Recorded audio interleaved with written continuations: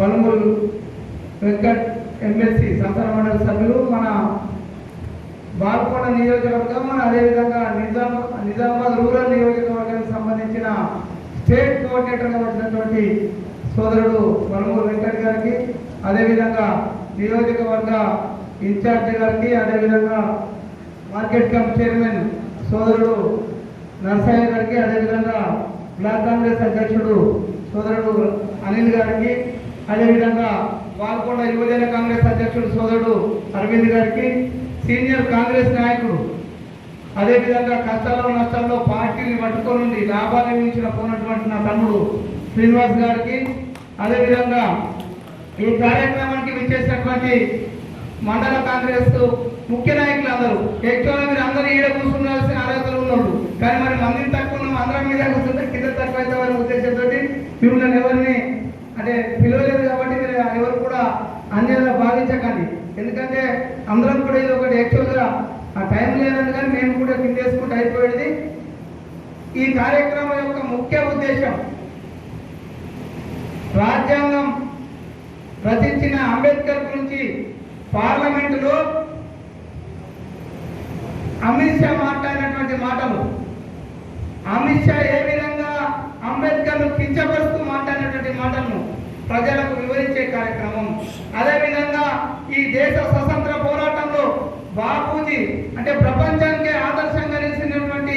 అహింసా సిద్ధాంతం, ఆయన ఐడియాలజీని, బాపూజీ ఐడియాలజీని ప్రజలకు వివరించే కార్యక్రమం. అంతేకాకుండా మనం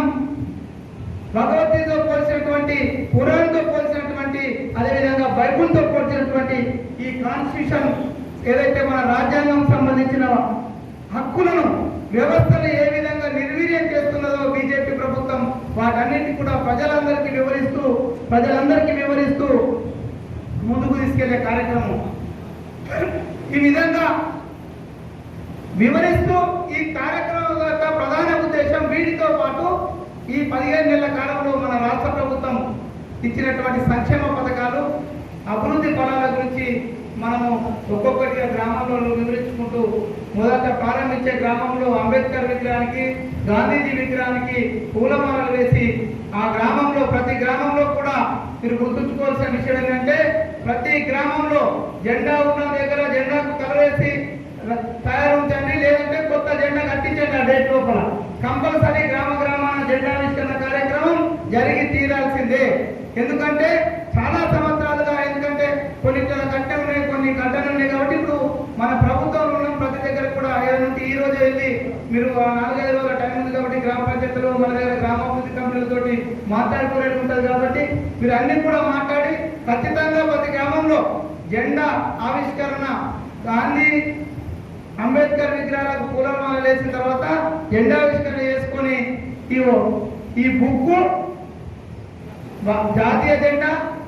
అంబేద్కర్, అదేవిధంగా గాంధీజీల యొక్క